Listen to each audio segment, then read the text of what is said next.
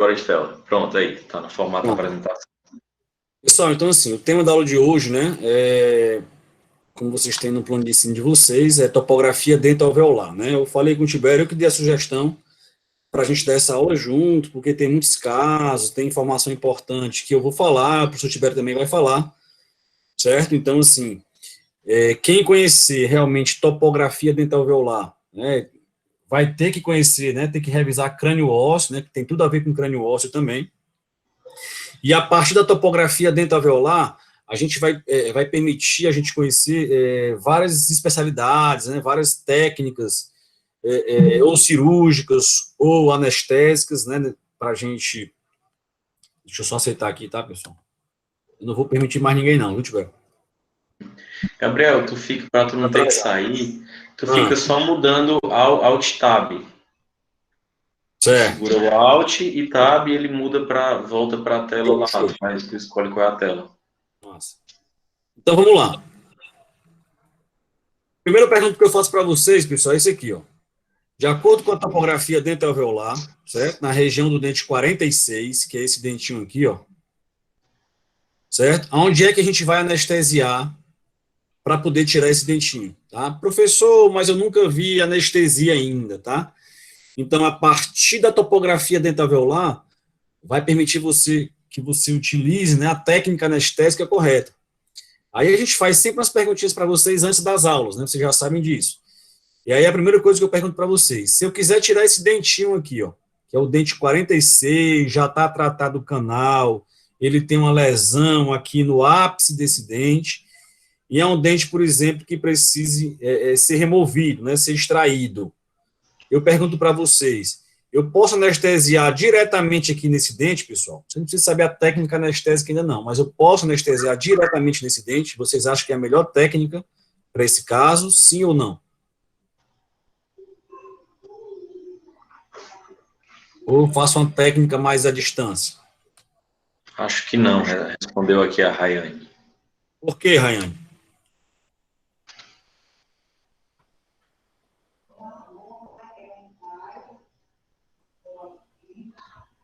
Porque ele não tem canal, que já foi feito o tratamento de canal, ela respondeu aqui. Na verdade, eu queria que vocês respondessem de acordo com a aula de hoje, tá? Que é a topografia dental-alveolar, certo? Então, assim, vocês vão perceber já que o que é que tem de importante aqui, pessoal? O Gemerson respondeu algo que já talvez aproxime mais, né? Ele colocou aqui, acho que tem que anestesiar a hemiarcada. A hemiarcada, né? Então, Gemerson, qual é o anestésico que a gente vai utilizar para anestesiar a hemiarcada? Lá atrás, né? Lá no forame mandibular, né? A gente consegue anestesiar toda essa hemiarcada. Certo, beleza. Agora, por que é que a gente evita, né? Ou então não só realiza essa anestesia nesse dentinho aqui, no 46?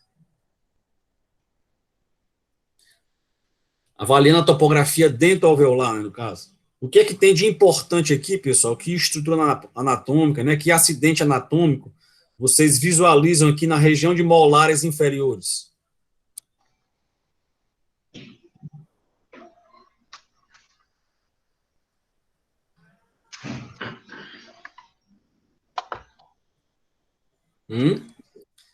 Linha oblíqua externa. Ouviram falar Linha isso? oblíqua. Pronto. Isso, a Lana respondeu aqui.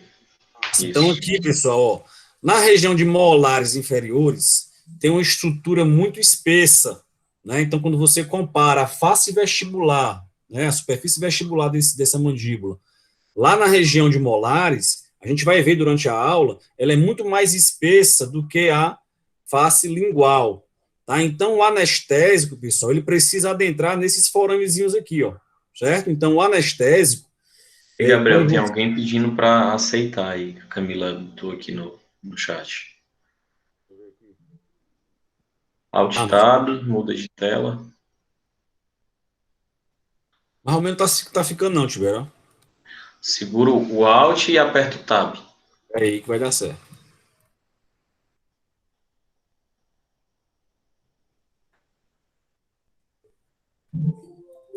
Que aí vai mudando as telas que estão abertas. Beleza. Permiti aí já. certo? Então, pessoal, aqui na região de molares, né, vai ter o quê? O alveolar, a linha oblíqua externa, ela é muito mais espessa, faz com que a face vestibular seja muito mais espessa do que a face lingual. Então, para você depositar anestésico diretamente nesse dentinho aqui, tá? O anestésico ele vai demorar muito mais para chegar naquele local.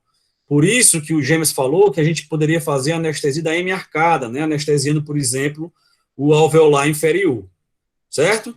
Então, aqui é uma das importâncias, né, que você precisa saber, realmente, a topografia dentro alveolar, para você fazer, por exemplo, uma técnica anestésica correta. Beleza? Então, assim, ó, você tendo conhecimento da topografia dentro alveolar, como eu falei, ó, você vai compreender, por exemplo, como realizar uma anestesia nos dentes anteriores, tá? Por que que nessa região dos dentes anteriores a gente faz anestesia nesse local, tá? Então, você vai conhecer crânio ósseo, vai conhecer a topografia dental alveolar para você realizar uma técnica anestésica correta, certo? Então, quando você, por exemplo, deposita anestésico nessa região para fazer a anestesia desse dentinho aqui, ó, que dente é esse, galera? Dente 21, né? Você vai compreender, por exemplo, que esse rebordo alveolar aqui, ó, né, que essa tábua óssea vestibular desses dentes, ela é bem delgada, né, ou seja, bem fina. Então, o anestésico, ele vai se propagar com muito mais facilidade, tá? Então, quando você tem uma tábua óssea muito fina, muito delgada, o anestésico, ele penetra, por exemplo, de uma maneira muito melhor, tá? Muito mais eficiente. Tá? Por exemplo, quando você vai anestesiar o nosso nervo incisivo, o nervo nasopalatino, né, aqui no forame incisivo, não sei se vocês lembram já na anatomia. Tá? Isso aqui eu falei para vocês lá no primeiro semestre. Nunca deve esquecer, né, principalmente os forames, que a gente vai utilizar muito para anestesiar. Tá? Então, por exemplo, quando você quer anestesiar a região palatina, você conhecendo que o forame incisivo, ele passa entre os incisivos, né, e a altura dele, você vai evitar, por exemplo, fazer uma punção diretamente nesse forame, não precisa anestesiar diretamente esse forame, tá? Por quê? Porque a gente sabe que quando você penetra com a agulha dentro do forame, o paciente vai sentir muito mais dor durante a punção anestésica. Então, a importância da topografia dental-alveolar também com relação à anestesia da região palatina, certo? Aquilo que o Gênesis falou, a gente vai, isso no terceiro NP, né, Tibério? A gente vai estudar técnicas anestésicas, tá? Do nervo alveolar inferior, técnicas infiltrativas. Nesse momento, você não precisa saber, certo? Mas se você conhecer realmente de cor, né, essa topografia dental alveolar, quando chegar lá na NP3, você vai ter muito mais facilidade para compreender o assunto. Beleza? Então, aqui, Tibério, quer falar alguma coisa dessa figura, Tibério? Essa figura aí, agora talvez muitos de vocês não compreendam qual é a importância e a dificuldade que a gente tem nessas imagens aí. Essas imagens que estão aparecendo são técnicas que nós utilizamos para fazer a anestesia do nervo alveolar inferior, tá? Então, vocês vão ver que para muitos colegas de vocês, né, tanto estudantes de odontologia, às vezes até para alguns dentistas, é uma técnica que a gente vai ter um pouquinho mais de dificuldade, porque são muitos aspectos anatômicos que vão estar envolvidos aí, para que a gente consiga, nessa primeira imagem da esquerda, que você consiga depositar o anestésico muito próximo da entrada do canal mandibular, tá? Então, a gente precisa, por que que essa anestesia ela vai ser tão importante? Porque é a mais difícil praticamente das técnicas que a gente tem de bloqueio, né, de nervo, e a gente utiliza muito ela na nossa prática clínica.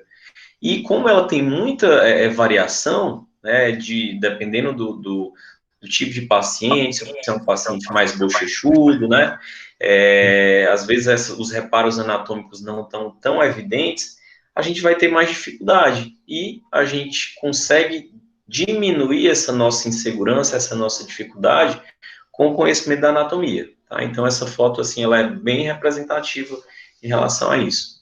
Então, pessoal, essa técnica que o professor Tibério falou, né, que é do alveolar inferior, é uma das técnicas mais comumente relacionadas com complicações, né, na anestesia, tá? Então, a gente vai ver na NP3 muitas complicações durante a punção, né, durante a injeção do anestésico, algumas complicações estão relacionadas diretamente com essa técnica, tá? Então, se você compreender realmente a anatomia da maneira correta, você vai realizar a técnica mais adequada, tá? Então, outra importância, pessoal, da topografia dental-alveolar. Então, a gente vai entender, por exemplo, por que que alguns dentes, por exemplo, vocês estão vendo aqui um dente ó, com duas raízes, né? Por que que nesses dentes com duas raízes a gente não deve fazer movimentos de rotação, tá? Porque é que em alguns dentes, durante uma extração, você faz o movimento mais para um lado do que para o outro. Então, a gente vai compreender durante essa aula, tá? Porque é, por exemplo, professor, mas eu não vi ainda de cirurgia, né? Nem vi clínica ainda. Mas, na prova, eu sempre vou cobrar um casozinho clínico, certo? Com relação a essa aula.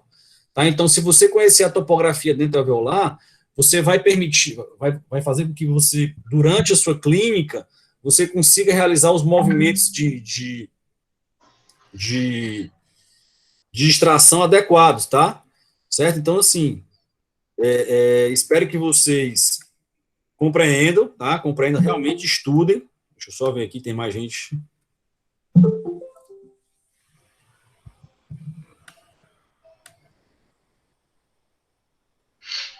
Então, a partir daí, pessoal, vai permitir que você realize o movimento de exodontia da maneira adequada, certo? Então, vai permitir, por exemplo, se o dente tem duas raízes, né? Que eu falei, vamos revisar um pouquinho da aula passada, de anatomia dentária, né?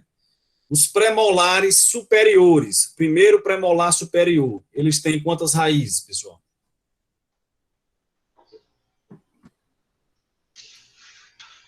Primeiro premolar superior, eles têm quantas raízes? Gilberto, acompanha o chat aí, tá? Beleza, estou olhando aqui. Normalmente, né? Lembra não, pessoal, da Uma, aula? Primeiro três. premolar superior. Primeiro premolar superior. Andressa 1, Érica 3, Apoena 2, duas, estão Pronto. respondendo aqui, duas. Então, pronto. Ó. Primeiro premolar superior tem duas raízes, pessoal. Vocês acham? Entre essas raízes vai ter um septo, que eu vou falar para vocês que septo é esse. Chamado de septo interradicular. Certo? Vem aqui, ó, que é uma estrutura óssea aqui, ó, entre as raízes, ó, separando as duas raízes. Vocês acham que se eu fizer um movimento de rotação, o que é que pode ocasionar, por exemplo, com essas raízes, pessoal, aqui? O que é que vocês acham? Pode ter uma fratura, por exemplo, dessa raiz, tá? É diferente, olha aqui desse outro lado, ó, um dente uniradicular, ó. Eu posso realizar perfeitamente o movimento de rotação, ó, como está aqui o fóssil mostrando para vocês, ó. Tá? Então, assim, então, a partir daqui, isso aqui vai ser a base de vocês para quando vocês estiverem lá na clínica 1, talvez o professor Dr. Melo, o professor Breno lá na clínica com vocês, ele vai pegar no pé com relação à topografia dental alveolar, beleza? Aqui mostrando para vocês também, ó, por exemplo, a tábua óssea vestibular e a tábua óssea lingual, aqui nos premolares inferiores, ó. Perceba que elas têm uma densidade, uma estrutura muito parecida, tá? E aí, quando você faz movimentos de rotação, geralmente você traz para a vestibular, né? Por quê? Porque a vestibular, quando você estiver tracionando o dente, a vestibular é um pouco mais delgada, um pouco mais fina do que a lingual, tá? Então, você permite você trazer sem menos resistência para quando você for fazer uma extração desse dente, beleza? Com a topografia dental-alveolar, você também consegue identificar, pessoal, dentes inclusos, tá? Que radiografia é essa aqui, pessoal? Nesse semestre, vocês vão conhecer já radiografias, tá? Perapicais, panorâmicas, PA de Váteres, tomografias, tudo no segundo semestre. Aí eu pergunto para vocês, ó, que radiografia é essa aqui? Vocês sabem? Que tipo de radiografia é essa?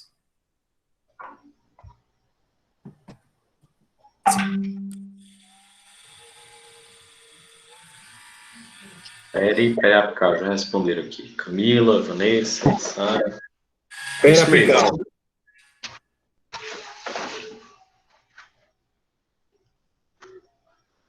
Então, galera, com essa radiografia, com seus conhecimentos de topografia, você vai perceber, associando uma radiografia com essa outra aqui, por exemplo, ó, certo? Que é a mesma radiografia, que é a mesma região, essa aqui é uma oclusal inferior.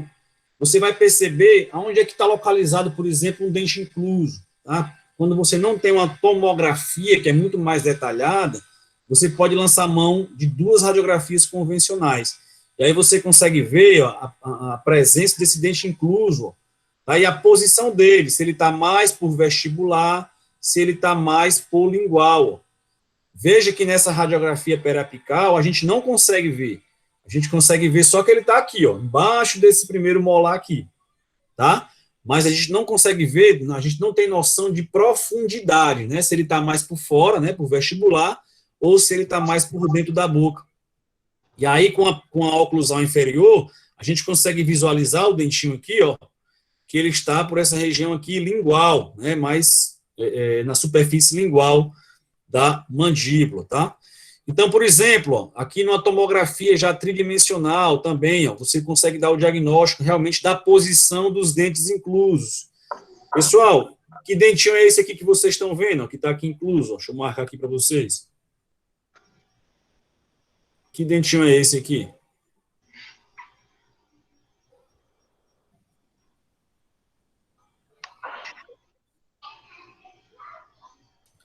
Alguém sabe?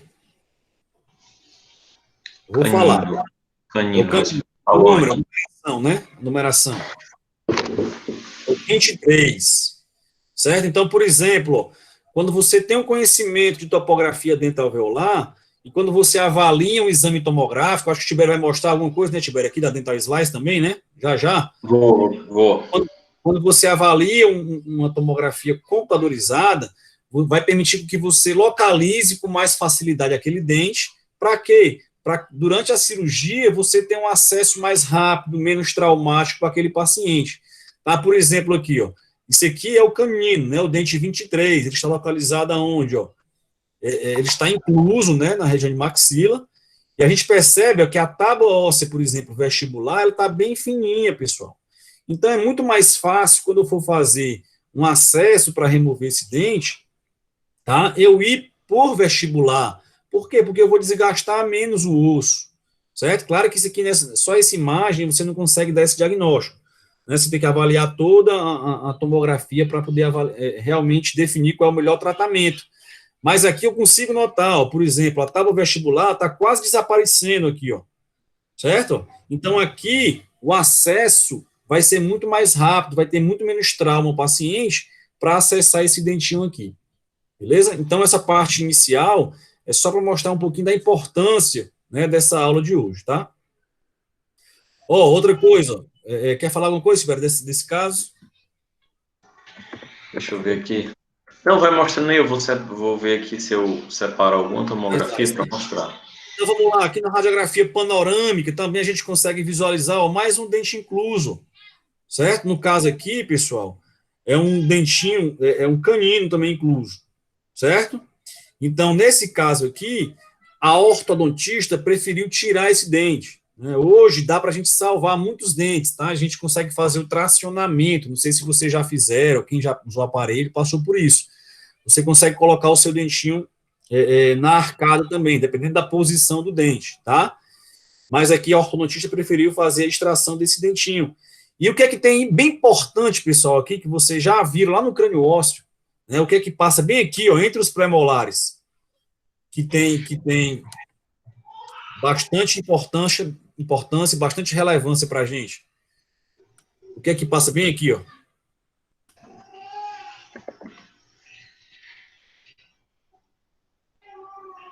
Ó. Forame mentual aqui, respondeu. Forame mentual, muito bem, pessoal. Forame mentual ou forame mentoniano. E aí, quando você for fazer uma extração dessa, for fazer uma incisão, for fazer a odontosecção, né, que é remover o dentinho, você tem que ter conhecimento da localização desse forame. Por quê? Porque se você for lá, vou tirar o dente porque está fácil de tirar, e negligenciar toda a etapa cirúrgica, né, negligenciar a anatomia, você vai perceber que você pode até lesionar ou seccionar esse nervo, tá? Então, você tem que ter muito cuidado, tem que ter muito conhecimento de anatomia para evitar que haja um dano nesse nervo, né, para o paciente não ter futuramente que ele processar por conta de alguma parestesia ou algo do tipo, tá? Além disso, serve para você informar o paciente no pré-operatório, a importância de uma boa consulta no pré-operatório, né? Você já fala para o paciente, ó, o seu dentinho está muito próximo desse forame, né, que é o nervo que passa por esse forame, vai dar a sensibilidade do seu lábio.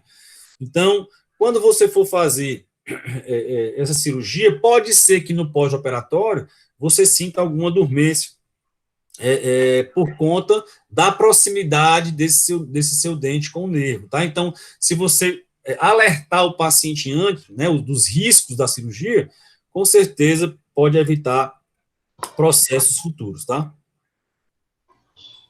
Outra coisa que vocês vão ver também na MP3, pessoal, é compreender o trajeto de infecções. Ó. Infecções, pessoal, vocês vão ver para o resto da graduação de vocês, tá? Por exemplo, eu dei uma aula de infecção, mostrei essas mesmas figuras, essas 3 figuras, para o pessoal do S9, tá? Claro que é uma aula muito mais complexa.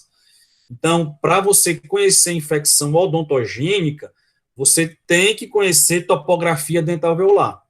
Como assim, professor? Por quê? Porque vocês vão ver que tem várias inserções musculares, tá? Então, dentes com tamanhos diferentes, de raízes diferentes, tábua vestibular diferente da tábua palatina, né? A parede vestibular diferente da parede palatina. Então, tudo isso vai fazer com que a infecção, a disseminação da infecção vá para determinado canto, certo? Então, vocês vão ter muito mais conhecimento lá na NP3, certo? Não agora na NP1. Aqui a gente vai colocar, basicamente, mais para vocês, topografia dental alveolar. Beleza? E aí aqui, mostrando alguns casos de vocês, né? De pacientes com infecções graves, né? Acometendo os espaços faciais. E aí, se você tiver uma radiografia adequada, né? Fizer um exame clínico adequado, você vai saber, provavelmente, qual foi o dentinho, né, que ocasionou esse tipo de infecção. Tá? Então, você consegue fazer um diagnóstico e você consegue fazer um tratamento da maneira mais adequada. Beleza? E, Tibério, quer falar? E com hoje em dia, né, nós temos, na verdade, hoje em dia não, já há bastante tempo, a gente tem a evolução, né, a tecnologia, ela veio, na verdade, só para somar, né, e para nos auxiliar na elaboração de planos de tratamento, para que a gente consiga, né, fazer melhores planejamentos, executar os procedimentos também da melhor forma, tá? E com a evolução tecnológica, né, nós temos, então, uma tecnologia que é muito utilizada, né, para a odontologia, que ela já veio para não voltar mais, né, não tem como, a utilização tanto de softwares, né, a gente tem programas que, hoje em dia, até a tecnologia ela veio para substituir, às vezes, até alguns procedimentos que a gente, há algum tempo, nem imaginava que poderia acontecer, né, por exemplo, moldagens, né, hoje em dia, você vai fazer uma moldagem para fazer um estudo, né, um modelo de estudo de um paciente. Hoje em dia a gente tem os scanners intraorais, né, então a gente tem a tecnologia que veio para realmente somar e melhorar na nossa rotina, tá? E a tomografia principalmente, né, a tomografia faz parte da rotina do dentista, né, do cirurgião principalmente, e é uma tecnologia que a gente tem lá na Unicristo, né, então a gente tem tomógrafo, tem as radiografias digitais, de uma forma geral, todas as radiografias digitais, que vocês vão ver que ela tem uma série de vantagens, né, tanto porque a gente tem imagens de qualidade muito melhor, né, como também para o paciente uma coisa muito boa, porque ela precisa de uma menor exposição à radiação, né, então a gente acaba submetendo também o paciente a menos radiação, quando a gente utiliza esses exames, né, essas radiografias digitais. Então, mais à frente, Gabriel, depois que falar das aplicações da topografia, Aí eu mostro uns casos, eu separei aqui 2 casos para implante, para cirurgia de terceiro molar, tá? Que eu vou mostrar a topografia, beleza? Tranquilo. Lembrando que tomografia, né, ela é o melhor exame que tem, mas a gente não vai sair pedindo tomografia, né, Tibério, para todos os pacientes, né? Mas Exatamente. quando realmente tem alguma necessidade, né, para investigar realmente com mais detalhes determinado procedimento, tá? Então vamos lá, dando continuidade à aula, né? Então a gente vai perceber, pessoal, quando você nosso processo alveolar, né, os nossos alvéolos, por exemplo, alvéolo superior e alvéolo inferior, quando você tem a remoção daquele dente, esse alvéolo ele é dividido, ele é formado por 4 paredes, tá? Existe a parede vestibular, existe a parede lingual e as paredes mesiais e distais, certo? Então, a parede vestibular, deixa eu ver se dá para a gente marcar aqui, a parede palatina ou lingual, né? No superior a gente chama de parede palatina, quando for no inferior a gente chama de parede lingual, certo? E as paredes, ó, mesiais e distais.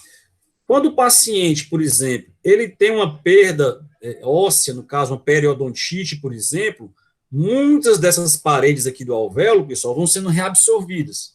Tá? Por isso que aquele paciente vai apresentar, por exemplo, aquela mobilidade daquele dente.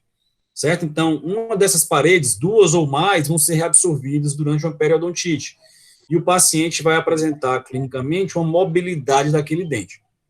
Certo? E aí existem os septos interalveolares e os intraalveolares, certo?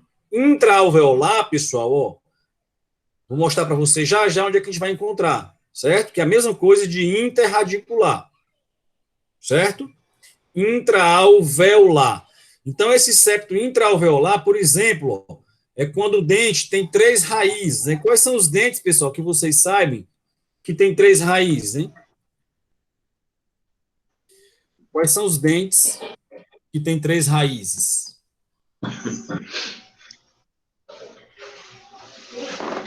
Molares superiores, muito bem, Érica. A Érica já tinha respondido aqui tinha perguntado no chat, eu tinha respondido aqui. Molares superiores. Exatamente, mas tem, gente, não só, né, Gabriel, os dentes que apresentam 3 raízes, né? Os dentes que apresentam mais de uma raiz, eles podem apresentar esse septo intraalveolar, né? Alveolar, é porque eu estou dando exemplo do molar, certo? Por exemplo. Então, o molar, ele tem 3 raízes, 2 vestibulares e uma palatina, certo? Então, aqui são os alvéolos, por exemplo, dos molares. Aqui é a raiz palatina, o alvéolo da palatina e o alvéolo das raízes vestibulares. Ó. Entre essas raízes, ó, vai ter essa estrutura óssea aqui, ó, chamada de septo intraalveolar. Professor, isso cai em prova? O que você acha? Sempre cai em prova. Certo? Verdade. E existe esses septos aqui, pessoal, aqui esses dentes unirradiculares, ó, separando os 2 dentes, ó. Por exemplo, vou separar o dente 11 do dente 12. Existe esse septo aqui, ó, que é chamado de septo interalveolar, né, que é entre os alvéolos de 2 dentes, certo? Então, septos intraalveolares, ele só vai estar presente aonde? Dentes com mais de uma raiz. Certo? Separando dentes unirradiculares, a gente só vai visualizar esse tipo de septo aqui, ó, septo interalveolar. Entenderam aí, pessoal? Então, se eu colocar na prova, bem aqui, uma prova prática, ó, que estrutura é essa, né? Que acidente anatômico é esse? Pode ligar o áudio quem quiser, tá? Septo o que aqui, pessoal?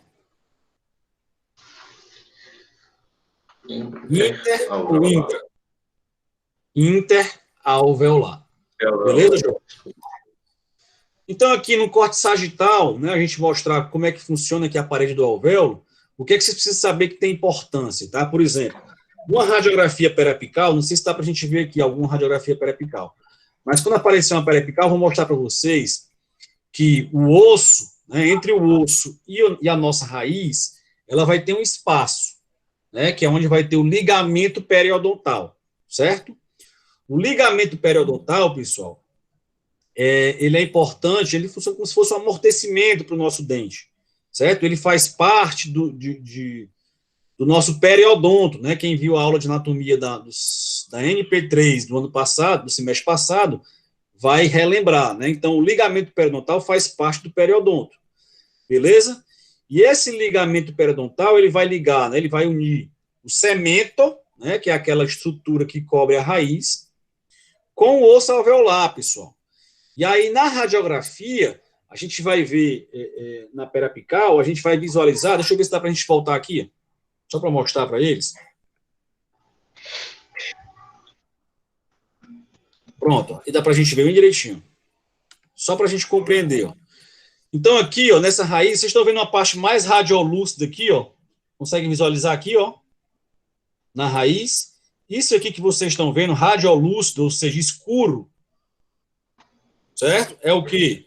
É o ligamento, é onde o espaço do ligamento periodontal, certo? E essa parte mais radiopaca, aqui, ó, que é bem mais cortical, a gente sabe quando é mais radiopaca, ele é mais denso, essa parte aqui é chamada de lâmina dura, certo?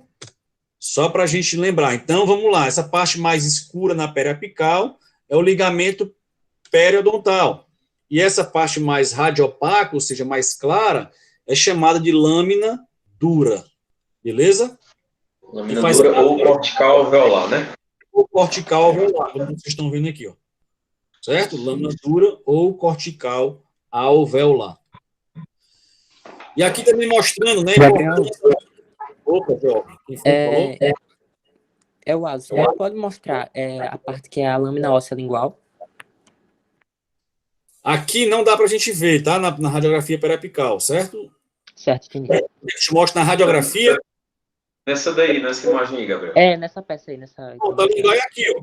Aqui é como se fosse o alvéolo. Deixa eu só. É porque mudou. Aqui é como se fosse o alvéolo. Deixa eu só aproximar. Essa imagem aí, ó. Essa imagem, ela mostra um corte, né, da mandíbula, numa visão, né, você está vendo um corte transversal, né, e o que é que a gente observa? Que tanto a parte vestibular como a parte lingual, elas são compostas por algumas partes, né, a tábua óssea, né, toda a tábua óssea vestibular, ela é composta basicamente, a gente tem uma cortical óssea vestibular, a gente tem uma cortical óssea, uma cortical alveolar, que é essa que o Gabriel tinha mostrado até na radiografia, e entre elas, em algumas regiões, a gente tem também um tecido ósseo esponjoso, um osso esponjoso. Então, a tábua óssea vestibular, ela é composta por essas partes, cortical vestibular, osso esponjoso e cortical alveolar.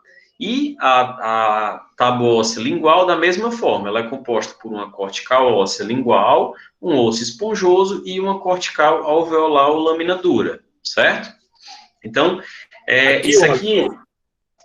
Isso. Se fosse essa parte aqui do alvéolo, é a cortical alveolar lingual aqui, certo? Isso. E essa aqui, ó, é a cortical alveolar vestibular, certo? Então, essas duas aqui, ó, fazem parte de quem? Ó, da lâmina dura, tanto essa quanto essa aqui, certo? Isso aqui que vocês estão vendo, ó, são as corticais ósseas, né? Então, a parte vestibular e a cortical lingual, certo? Não faz parte do alvéolo, tá? Essas duas partes que vocês estão vendo aqui. Quer continuar, Tibério? Não, pode continuar. E assim, gente, é só que essa estrutura é uma estrutura básica que a gente tem do rebordo alveolar, né, do rebordo ósseo. Só que em algumas situações, a gente vai mostrar mais à frente, que em nem todos os casos a gente vai ter esse tecido ósseo esponjoso e essas corticais tão bem definidas, porque às vezes ela é tão fininha que a gente não tem essa separação, né, tão evidente como tem nessa imagem aí. Beleza. Então, pessoal, aqui para a gente finalizar a importância, né, vocês viram no crânio ósseo isso aqui, né, que são os pilares de resistência, né, então tem tudo a ver com topografia dental-alveolar, principalmente quando a nossa mastigação, né, nossa força mastigatória, para tentar dissipar essa força mastigatória, existem esses pilares de resistência, né, vocês viram lá no crânio ósseo que existem 3 pilares na maxila, né, que é o pilar canino, existe o pilar zigomático e existe o pilar pterigoideu, que não dá para a gente visualizar aqui, beleza? Mas são 3 pilares de resistência na maxila, tá? E na mandíbula também tem as zonas de resistência, né? Que são os trajetos. Quem viu lá o Madeira, quem estudou crânio ósseo, vai ver que vai ter os trajetos, né? Ou as linhas temporais, certo? Onde vai ter a inserção do músculo temporal. Existe a basilar da mandíbula também, que é uma trajetória de resistência, certo? E existe a trajetória dentária também. Tá? Então, aqui é só para a gente revisar a parte de crânio ósseo, tá? Então, aqui não está muito relacionado com a aula ainda, beleza? Agora sim, ó. Tibério, fala um pouquinho dos incisivos e caninos superiores, né? A topografia dental-alveolar para eles, tá? Pronto. Então, o que é que a gente vai fazer agora nessa parte, né? O que é que a gente vai estar falando a seguir? A gente vai diferenciar cada região, né? A gente vai falar primeiro na região de incisivos e caninos superiores. Por que é importante a gente diferenciar cada área? Porque cada região vai ter a sua especificidade. Por exemplo, o que é que a gente observa nessa imagem A, na imagem B e na imagem C? A gente observa que em todas elas, a cortical, a tábua óssea vestibular, ela vai apresentar uma espessura menor do que a tábua óssea palatina, certo? E qual é a importância disso? Por exemplo, que o professor Gabriel já tinha falado lá no começo da aula para a gente compreender as técnicas anestésicas. O que vocês acham que vai ficar? Qual a menor distância? Por exemplo, se eu depositar um anestésico na porção vestibular, vocês comparem a distância da tábua óssea vestibular para o ápice do dente e a distância da tábua óssea palatina para o ápice do dente. Tá? Então, a distância... Isso, o forame apical aí. Pelo forame apical é onde a gente vai ter a inervação, que ela vai emergir, ela vai penetrar no canal radicular e ela vai dar a sensibilidade, né, desses dentes. Então, se eu quero anestesiar um dente como esse, eu vou depositar o anestésico por vestibular, então o trajeto que ele vai ter que percorrer para chegar até essa região apical vai ser muito menor por vestibular, e é por isso que quando a gente quer anestesiar o nervo que é o responsável pela sensibilidade desses dentes, que é o nervo alveolar superior anterior, a gente faz a deposição do anestésico por vestibular, exatamente porque a tábua óssea ela é mais delgada nessa região, a tábua óssea vestibular é mais delgada do que a palatina. E isso vai ter uma diferença também, uma relevância, quando vocês estiverem fazendo a exodontia. Então, para onde é que eu faço o movimento de maior amplitude para eu conseguir tirar um dente como esse, um dente anterior superior? Para vocês entenderem, para que a gente consiga remover um dente, o que é que acontece? A gente vai ter que fazer movimentos lentos, de forma que esse osso, essas corticais ósseas, elas têm uma expansão, né? Então essas corticais ósseas elas vão expandindo e o dente sai. Né? Então a gente não precisa de força excessiva. Na verdade, são movimentos com uma precisão, né? E o direcionamento correto.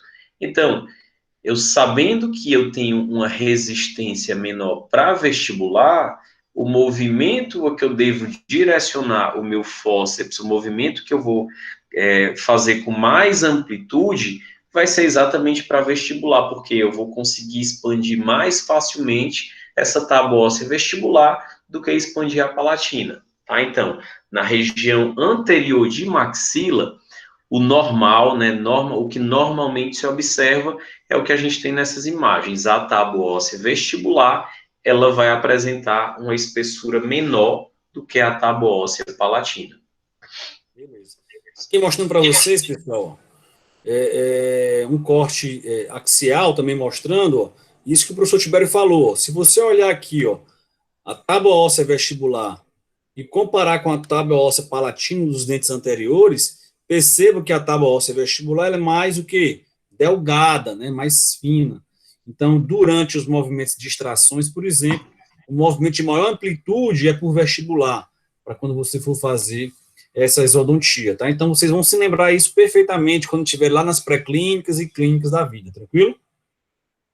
Então, assim, pessoal, esses slides, quando quem quiser fazer print, tá, eles são muito parecidos, tá? Então, por exemplo, esse aqui, a mesma informação que tem aqui, ó, é aqui em cima também. Então, você precisa fazer vários prints, não, tá? É só dando só um toque para você, beleza? Outra coisa, ó, olha como a informação é a mesma informação, só que com figuras diferentes, mostrando para vocês aqui numa tomografia também, tá? A tábua óssea vestibular, né, então, ela é um pouco mais espessa do que a tábua óssea palatina. E aí, pessoal, aqui é importante, por exemplo, pacientes que usam aparelho, né, durante muito tempo, né, tiver 10 anos de aparelho, tem colegas que usam, né, quase um financiamento de uma casa, e a gente sabe que esse movimento ortodôntico, ele vai causar uma reabsorção, né, e uma posição óssea, né, para permitir que haja movimentação desse dente. Só que se o tracionamento, né, se essa tração for muito longa, né, durante muito tempo, e não for corretamente planejado, muitas vezes a reabsorção vai prevalecer.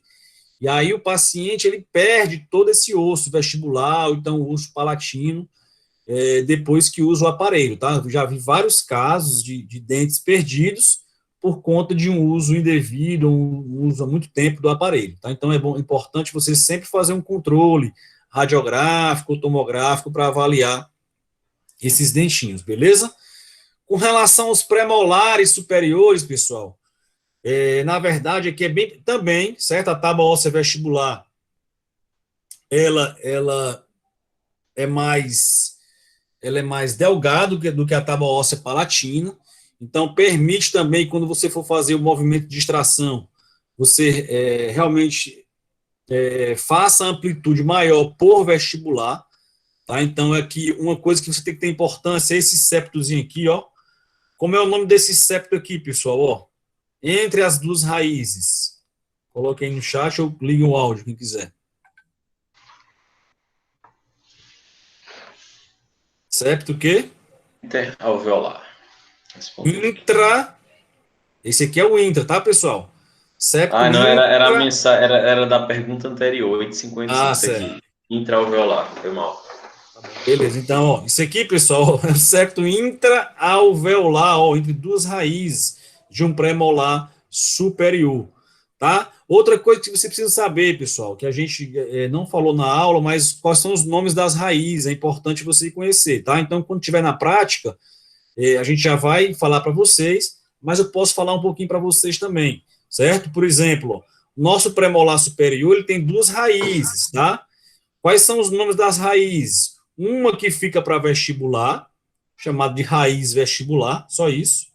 E essa outra que fica para palatina, chamada de raiz palatina. Beleza? Só para a gente entender, ó, essa parte aqui mais interna aqui, ó, por exemplo, ó, e branca, tá vendo branquinho aqui, ó? Margeando toda essa raiz, ó. Isso aqui é a lâmina dura, beleza? Tem aqui na palatina, tem na vestibular também, ó. Certo? Então, essa estrutura branca é a lâmina dura. Então, pessoal, os premolares também são parecidos com os dentes anteriores, certo? Então, aqui, quando você for fazer a extração, também vai pensar nisso, né? Você vai fazer o movimento vestíbulo palatino, mas quando for fazer a amplitude maior do movimento, você vai trazer para o vestibular. Por quê? Porque lá vai ser a zona de menor resistência durante a extração.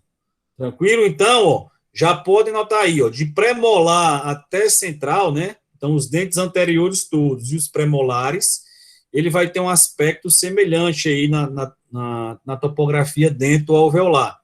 A única diferença é o quê? Quanto aos pré-molares superiores, né? Os primeiros pré-molares superiores. No caso, o 14 e o 24, que eles têm duas raízes, né? E entre essas duas raízes vai ter um septo, que vai dificultar um pouco mais a extração. Então, aqui mostrando para vocês, ó, aqui um pré-molar, ó, ele tem uma raiz. Que raiz é essa aqui, pessoal? Ó? Vamos ver se vocês estão entendendo essa tomografia que eu estou mostrando para vocês. Ó. Que estrutura é essa aqui? Ó? Que estrutura é essa aqui que vocês estão vendo? Se vocês entenderem essa tomografia, já está de bom tamanho. Que estrutura é essa aqui que vocês estão vendo aqui, ó? Palato, o Jimmy aqui já Palato, respondeu. perfeito. Perfeito. Então, se aqui é o palato, então aqui vai ser a tábua palatina, né? Tábua óssea palatina. E aqui vai ser a vestibular do dente.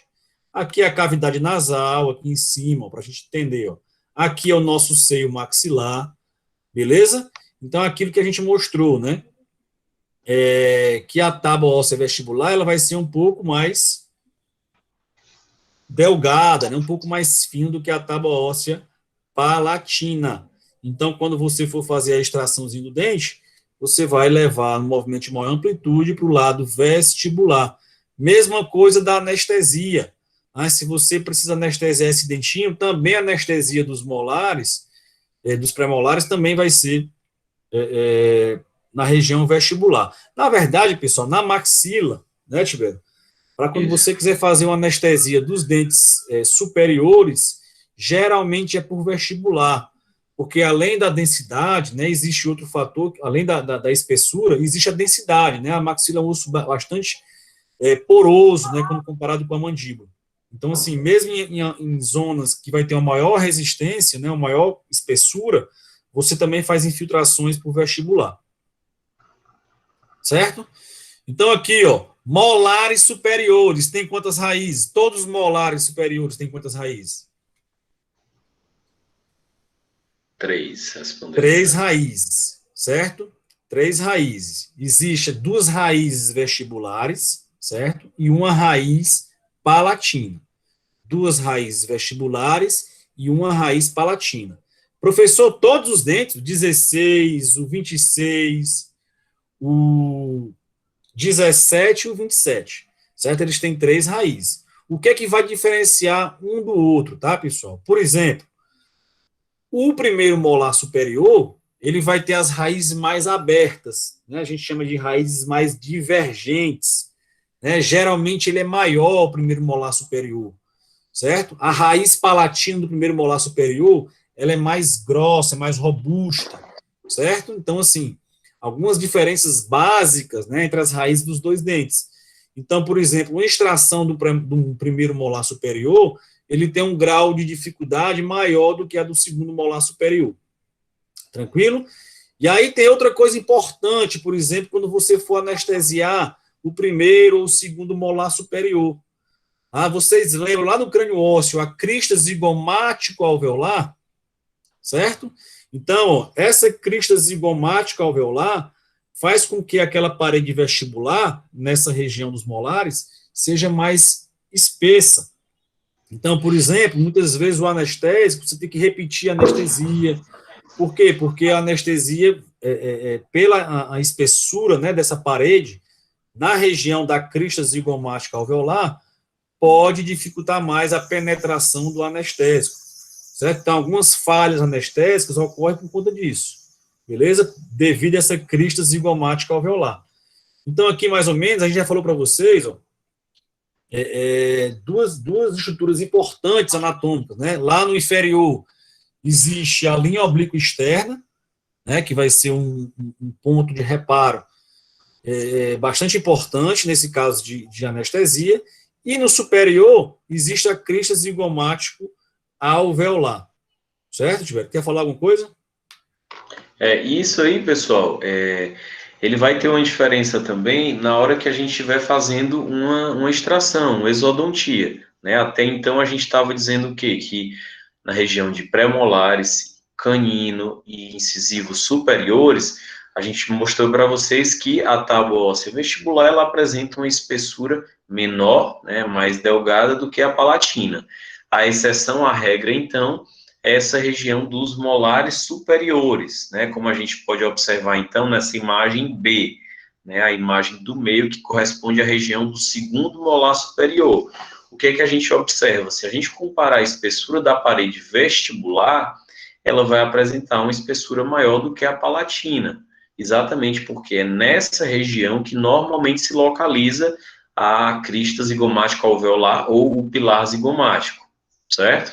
E isso vai ter uma influência direta quando a gente estiver fazendo lá a exodontia, né, a extração, porque pode ser que a gente apresente uma dificuldade, né, uma resistência maior, por ser uma zona de reforço, uma zona de resistência da face, e a gente tenha mais dificuldade de causar a expansão dessa tábua óssea. Beleza. E aqui mostrando para vocês, ó, mais um exemplo que eu vou dar para vocês. Ó. Que septo é esse aqui? Só para a gente revisar. Ó. Que septo é esse aqui? Quando vocês forem estudar madeira, pronto, quando vocês estiverem estudando madeira, vocês vão ver o interalveolar, e se eu não me engano, ele também fala de interdental, certo? Isso. Interdental. Beleza? E aí ele veio, ó, por exemplo, lá na crista zigomática alveolar, olha a espessura como já aumenta aqui, ó, da parede vestibular, certo? Da tábua vestibular. Então aqui, tanto para anestesia quanto para extração, vai ter sua importância. Certo? Então, você tem que ficar atento a esses pontos, né, esses reparos anatômicos importantes durante os procedimentos de anestesia e de extração. Beleza? Aqui mostrando, por exemplo, a importância da topografia dentalveolar, por exemplo, nos molares superiores. Ó. Essa região aqui da crista, né, região do molar também, ó, ele está bem próximo dessa região aqui do seio maxilar. Então, quando você for fazer uma extração, né, antigamente o pessoal fazia muita extração sem radiografias, tá? Então, muitas complicações existiam por conta disso, tá? Porque às vezes, isso aqui é o primeiro molar, é fácil, o dente já é erupcionado, consigo tirar. E muitas vezes a proximidade dessa raiz, ó, ela está em íntimo contato com o seio maxilar. Aí acontece aquilo que a gente já viu várias vezes no semestre passado já até, né, que são as comunicações bucosinusais. Então, aqui você tem que ficar atento, por exemplo, tem alguns casos dos dentes muito próximos do seio maxilar, e aí a gente vai até ver nessa aula de hoje, né, de acordo com madeira, quais são os dentes, né, mais próximos, né, de ordem crescente, de proximidade das raízes com o seio maxilar. Então, vocês têm que ficar bem atento com relação a isso também, tá? Vamos lá, para os dentes inferiores, galera. Mesma coisa, ó. Os dentes inferiores, pessoal, a parede vestibular, ela é muito parecida, né, a espessura com a parede lingual. Só que a parede vestibular, ela é mais fina, certo? Ela é mais delgada, tranquilo? E muitas vezes, nesses inferiores, pessoal, você não consegue ver aquele osso esponjoso que você via na maxila, tranquilo? Então, na maxila, a gente consegue visualizar um pouquinho melhor uma estrutura de osso esponjoso, né? Já nos inferiores, você não consegue visualizar isso. Tá? E aqui, ó, a tábua vestibular, ela é também mais fina. Aí eu pergunto para vocês, pessoal, durante uma extração de um dente 41, eu vou fazer movimentos vestíbulos linguais, certo? Durante a extração, qual é o movimento, para onde é que eu vou levar, né? Para onde é que eu vou realizar, na verdade, a maior amplitude de movimento na extração desse dente, no 41? É para vestibular ou por lingual? Vestibular, responder aqui. O vestibular. Então, olha aqui também outra coisa importante. Olha o forame aqui, ó. O forame apical, certo? Que é aqui onde vai adentrar, né, tanto os nervos como os vasos que vão irrigar e inervar esse dentinho aqui.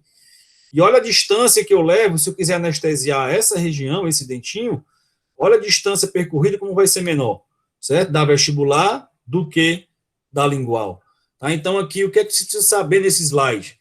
Que a tábua óssea vestibular, ela tem praticamente a mesma espessura, só que a maioria das vezes ainda ela é o quê? Mais delgada. Tá? Então, quando você for fazer uma extração, você vai trazer para o vestibular também.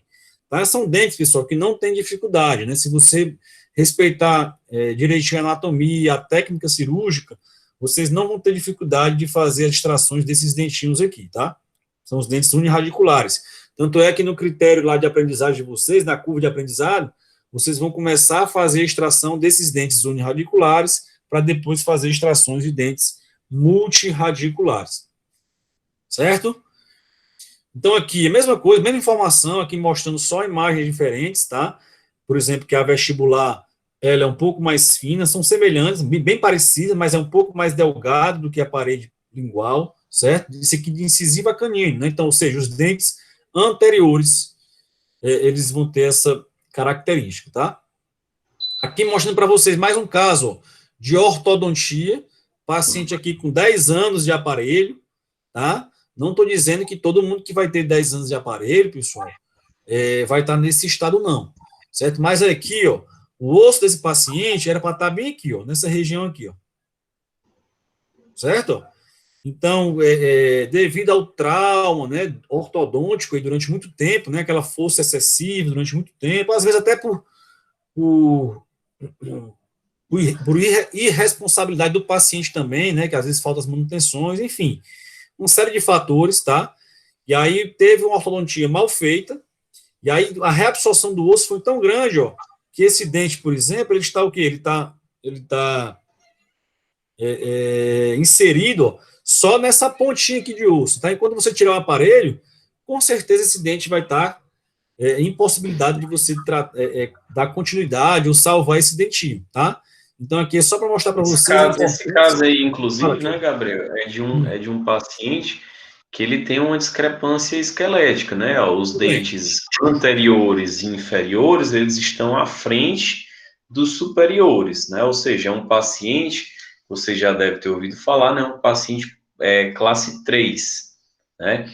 E esses pacientes, às vezes, o ortodontista, ele pode, inadvertidamente, né, ele não ter atentado para isso, às vezes ele pode tentar corrigir esse problema que o paciente tem, dentário, esquelético, na verdade, com compensações dentárias, fazendo movimentação de dentes.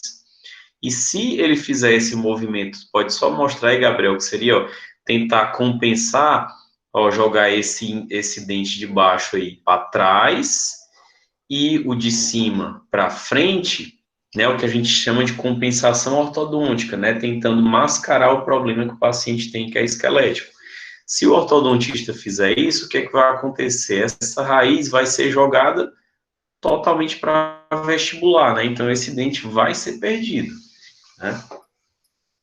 Então, hoje em dia, até os ortodontistas, eles estão pedindo com muito mais frequência tomografia, né? Exatamente com medo de causar esse tipo de problema, né? Esse tipo de iatrogenia.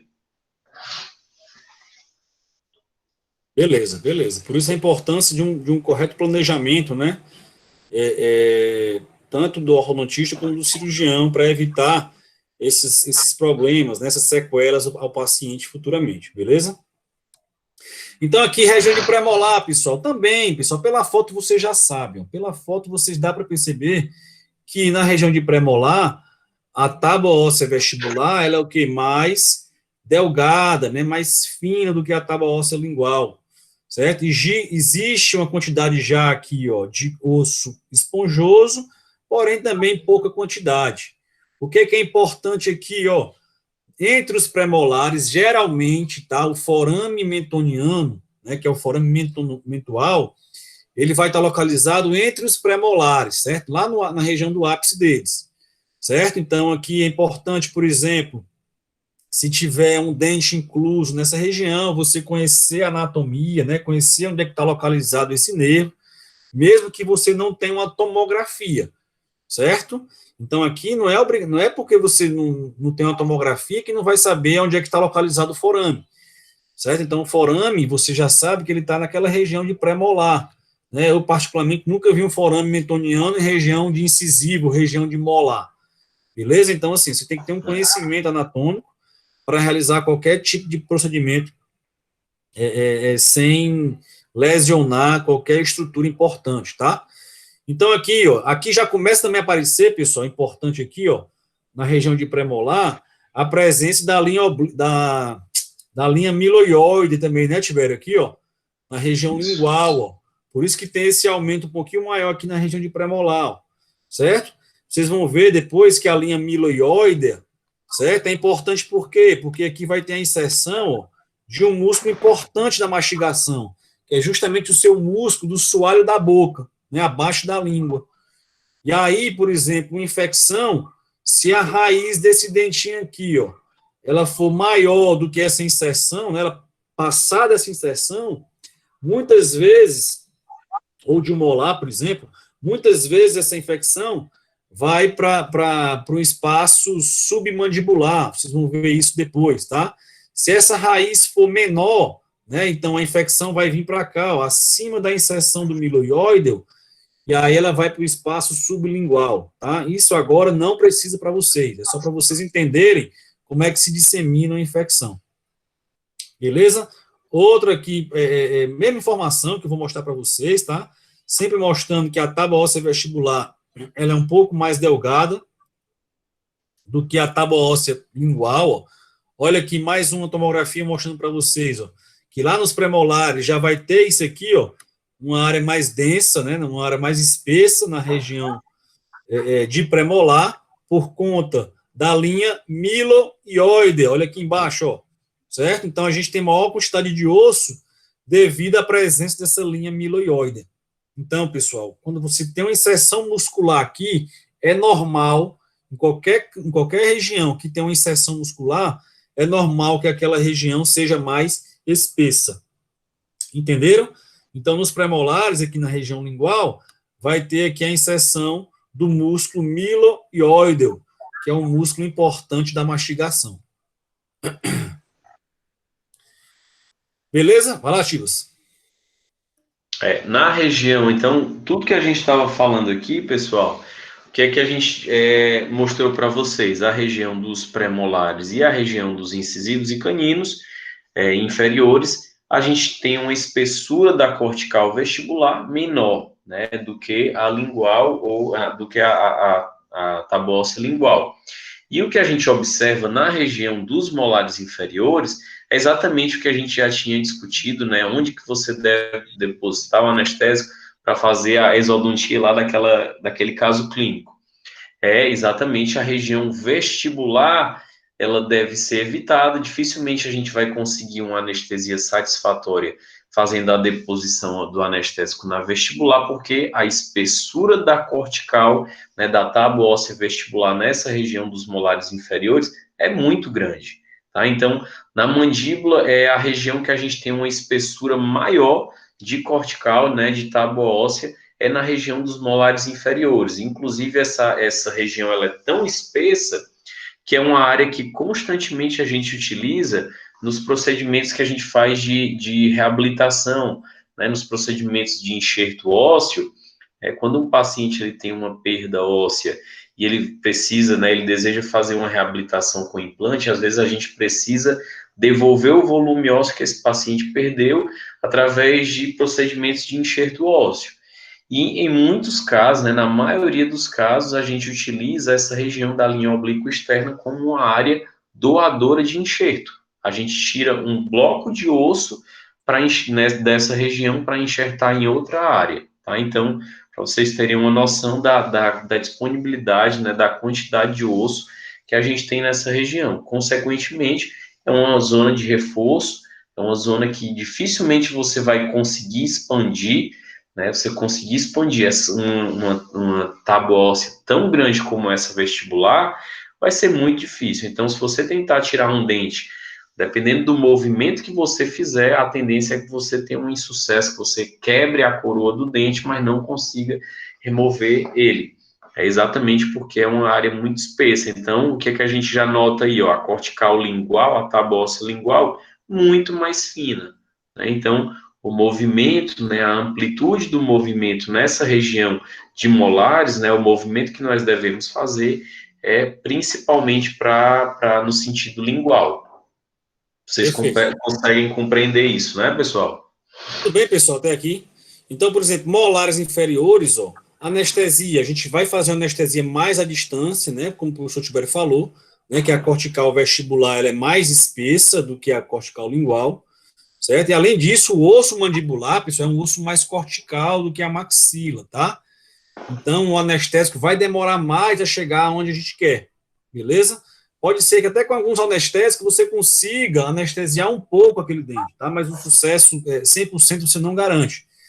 E aí, com relação às distrações, ó, aquilo que a gente sempre falou, a gente tenta sempre trazer o quê? Um movimento de menor amplitude para regiões que tenham menos resistência, no caso aqui na lingual, nos molares, tá? Mas aqui a gente tem que ter cuidado, certo? Por quê? Porque essa parede é tão fina, né, e às vezes ela não tem nem osso alveolar, osso alveolar entre as corticais, que você pode ocasionar fraturas, certo? Então, aqui mostrando para você, deixa eu ver se tem uma imagem melhor, a informação é a mesma, tá, pessoal? Não precisa, vou parar aqui o slide, não. Mas, ó, olha aqui na tomografia, que eu sempre gosto de mostrar para vocês, ó. Lá na região de molar, ó, olha aqui a tábua vestibular, aquilo que o professor Tibério falou. Se eu quiser fazer um enxerto, né, um enxerto autógeno do paciente, eu vou tirar dessa região aqui, ó. Ele tem uma espessura considerável nessa região. E aí você consegue retirar um fragmento ósseo e colocar aonde você deseja reabilitar. Certo? Então, só para mostrar para vocês a importância da topografia dental-alveolar para várias áreas da odontologia aí, certo? Então, para várias técnicas, vários procedimentos, você precisa ter o conhecimento anatômico. Tudo bem até aqui, jovens? E aí, Tibério, mostra esse caso aí, professor. Pronto, ó. Essa imagem aí, né, são cortes tomográficos que a gente tem, né, nos cortes mais superiores, nas imagens superiores, são cortes axiais, né, e os inferiores a gente tem reconstrução tridimensional, né, que foram obtidos a partir desse exame, tá? E o que é que a gente evidencia nesse caso aí, ó? Esse caso foi de um paciente que ele foi num dentista para fazer a remoção de um terceiro molar incluso. E o que é que aconteceu? Durante a exodontia, aconteceu uma complicação. A parede óssea, né, a parede óssea lingual, ela é tão fina, né, ela tem uma espessura muitas vezes tão pequena, né, ela é tão delgada, que dependendo do movimento e da força que a gente executa, pode ser que ocorra uma fratura. E foi exatamente o que aconteceu nesse caso. Durante para vocês terem uma ideia, né, o dentista começa a fazer o procedimento, ele utiliza um instrumental para remover esse dente, que é uma alavanca, e o dente desaparece. O dente desapareceu. Aí você fica pensando, o que será? Tipo, tirei o dente, o paciente engoliu, o que foi? Nesse caso, não, né? O dente, a tábua óssea lingual, ela fraturou e o dente se escondeu, né? Ele escondeu lá para a região sublingual, na região submandibular, nesse caso. Né? Então, foi uma complicação de uma exodontia. E aí, o que é que a gente faz nesse caso? Se for um dentista que ele tiver um treinamento a mais, né, ele vai conseguir remover e resolver essa complicação. Nesse caso aí não foi possível, né, então o dentista encaminhou o paciente, né, nesse caso aí então a tomografia já foi depois que o paciente foi encaminhado, observou-se então que o dente estava nessa região submandibular, e nesse caso optou, devido à localização que não era favorável, né, o paciente ele já estava mais ansioso e com medo, porque já teve essa complicação na cirurgia prévia, né, foi feito então um procedimento sob anestesia geral, né, com o objetivo então de porque às vezes, pessoal, nesse caso aí, foi feita a remoção desse dente, utilizando uma abordagem aqui por dentro da boca, né, mas se não fosse possível, né, se não tivesse conseguido localizar esse dente, fazendo essa abordagem por dentro da boca, a gente teria que fazer uma abordagem extraoral, fazer um acesso aqui, ó, abaixo dessa região da mandíbula, né, uma abordagem submandibular. Né? Então, foi uma complicação que aconteceu devido a um movimento inadvertido, né, uma força excessiva, no sentido de uma região que não tem tanta resistência, que foi a cortical lingual, tá? Então, foi uma complicação de uma exodontia. Por isso que a gente deve ficar tão atento a esse conhecimento de topografia, exatamente para minimizar o risco de ter esse tipo de complicação. Muito bem. Muito bem. Então, vamos lá. Falar um pouquinho de relação dental-alveolar, né? Da relação dental-alveolar com alguns acidentes anatômicos da maxila, né? Para a gente já finalizar a aula de hoje. Primeira coisa, pessoal. Vocês já ouviram falar, lá no primeiro semestre, né, padrão facial do tipo dólico facial e braquifacial, né, o que é um paciente braquifacial, né, aquele padrão é o tipo cearense, né, com a cabecinha mais achatada, né, com aquele crânio mais curto, certo? Esse é o padrão do tipo braquifacial. Quando você tem um aspecto mais alongado do crânio, né, da face, é o padrão chamado de dólico-facial, né? Então, aqui, ó, a partir daqui, a gente vai perceber algumas coisas importantes, ó. Olhem aqui os dentes anteriores, tá?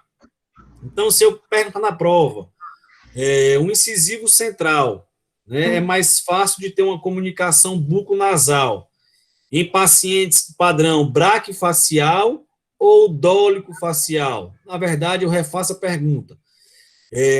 As raízes dos incisivos centrais, certo? As raízes dos incisivos centrais, elas vão estar mais próximas da cavidade nasal. Em pacientes com padrão braquifacial ou no padrão dólico-facial? Braquifacial. Então, olha aqui essa imagem mostrando do crânio. Esse padrão que vocês estão vendo aqui do lado esquerdo, aqui, ó. Pelo que vocês acabaram de falar, é um padrão, é um crânio, né, do tipo dólico-facial, padrão facial desse, ou braquifacial?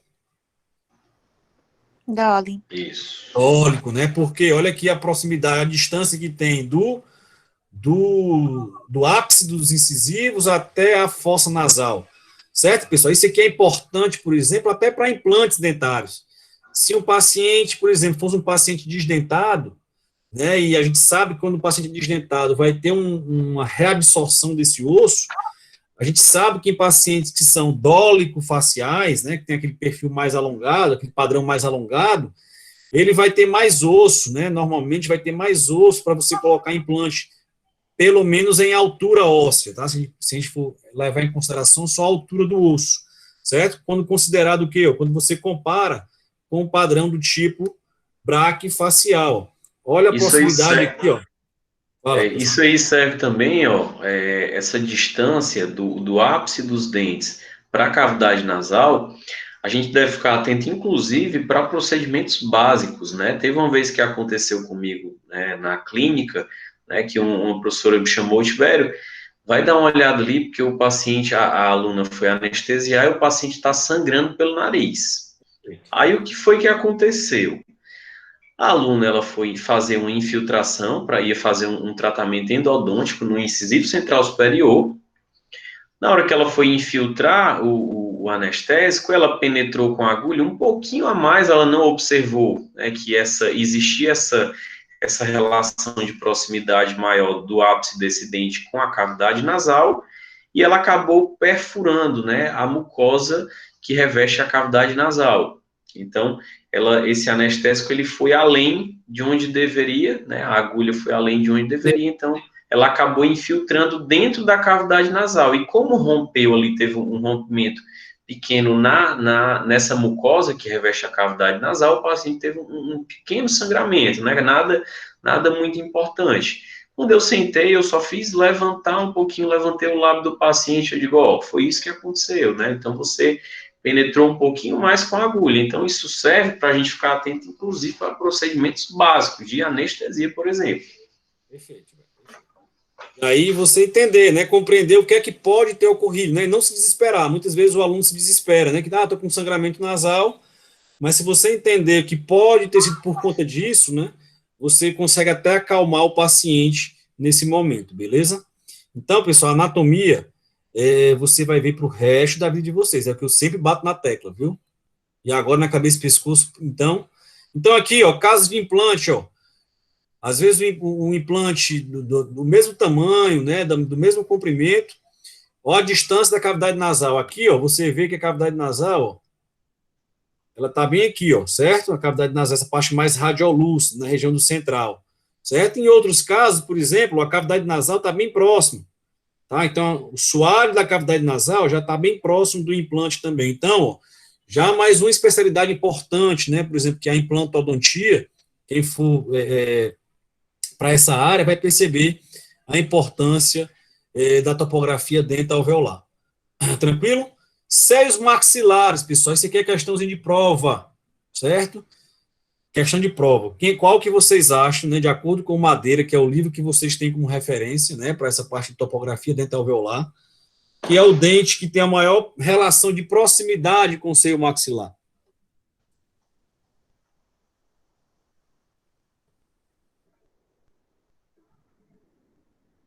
Daqui a pouco eu volto, tá?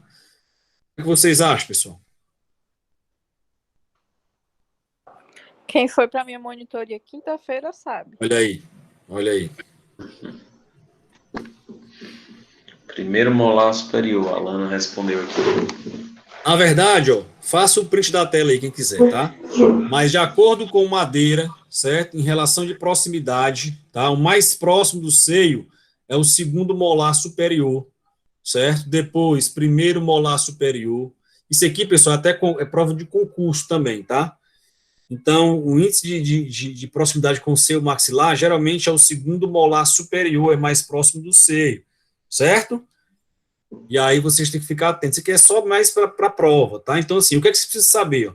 Na região posterior, né, o seio maxilar, muitas vezes, ele vai pneumatizar. O que é isso? Ele vai invadir aquele espaço. É normal, tá? Então, por exemplo, quando o paciente perde dentes posteriores, né, eu perdi os molares superiores, por exemplo, é normal que esse seio maxilar, ele pneumatize, ele invada esse espaço do dentinho. Tá? Então, em alguns casos, tem pacientes que têm esse seio bastante amplo, tem pacientes que têm seios maxilares menores. Mas tem pacientes, olha aqui essa radiografia periapical. Então, se você notar, ó, o seio maxilar, ele vem até aqui embaixo. Então, quando você for fazer uma extração aqui, pessoal, você tendo mão, né, você conhecendo, você visualizando essa radiografia, você tem que ter um cuidado para esse procedimento.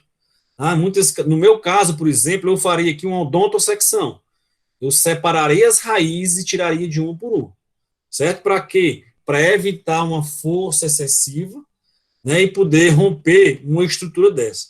Tá? Então, se eu romper aqui o soalho do seio, eu vou ocasionar o quê? Uma comunicação buco-sinusal. Deixa eu só mostrar para vocês aqui a importância também da topografia dental-alveolar. Tem alguns dentes, pessoal, alguns molares, por exemplo, que eles apresentam, se você olhar aqui, isso aqui foi pós uma cirurgia ortognática. Isso aqui é até o caso, né, Tibete? Tu que passou para mim, foi? Foi. Não. Pronto. E aí, ó, essa raiz aqui é a raiz dentro do seio maxilar. Ó.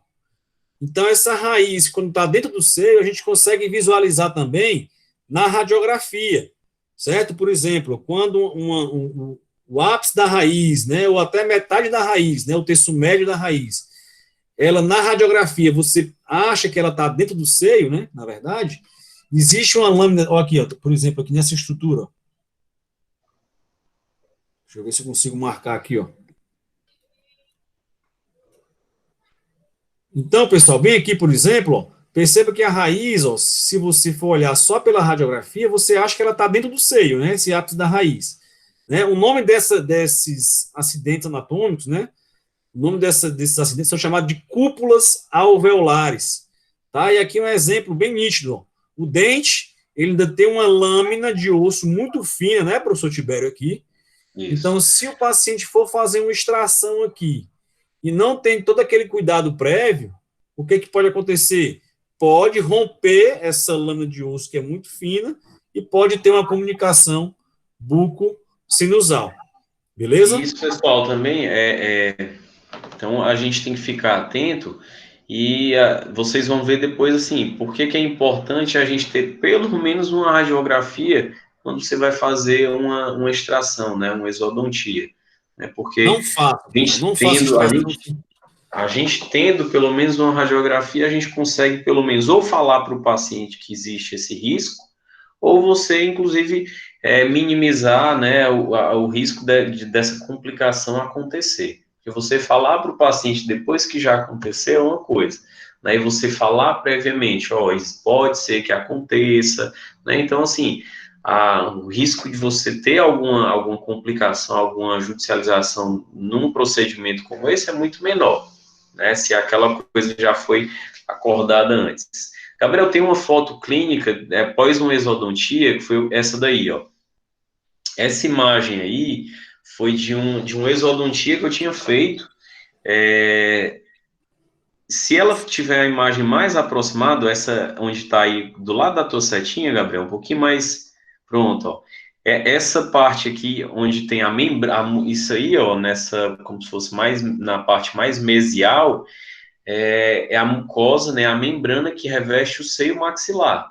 Então, era um dente, nesse caso aí, né, que ele tinha uma íntima relação de contato, né, era muito próximo ao seio maxilar. Nesse caso, eu fiz uma odontosecção, né, que foi o que o professor Gabriel falou, né, eu separei as raízes e removi cada uma separadamente. Depois que eu tirei a raiz, eu observei lá se tinha essa comunicação. A membrana que reveste o seio maxilar, ela estava ali, ó, íntegra, preservada, né? Então, não ocorreu, né, não chegou de fato a ocorrer a comunicação da cavidade oral com a cavidade, né, com o seio maxilar, tá? Então, a gente deve ficar atento nesses casos a isso, né? Porque eu poderia também colocar um instrumental ali e lacerar e rasgar tudo, né? E Rasgar outra, essa né? membrana aí. E aí, pessoal, a importância, né, que o Tibério é cirurgião, né, então mesmo se ele tivesse tido a comunicação, né, já era esperado, ele já com certeza já comentaria com o paciente que poderia acontecer isso, e ele resolveria ou na mesma hora, né, geralmente resolve na mesma hora, ou uma semana depois, né, caso tenha realmente essa comunicação. Então, assim, é importante você conhecer realmente, quando você estiver operando, você saber lidar com as complicações, tá? Então isso é o mais importante, beleza?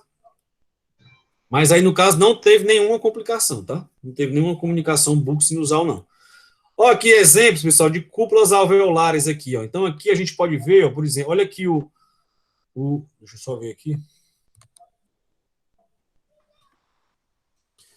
Ó, a raiz a gente acha que a raiz está totalmente dentro do seio, né? Então, aqui a gente vê que tem uma estrutura óssea aqui ainda, ó, margeando essa raiz, ó, certo?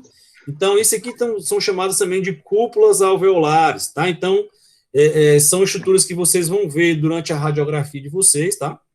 Ou durante a radiografia, ó, eu acho que é MP2, né, Tibério? A parte de exames por Isso. imagem, que vocês vão ver com mais detalhes, né? Olha aqui um caso interessante, ó, de um paciente que foi fazer uma extração, né, o dentista foi fazer a extração, na verdade, e esse dente, ó, foi lá para o interior do seio maxilar, né, teve uma comunicação buco-sinusal.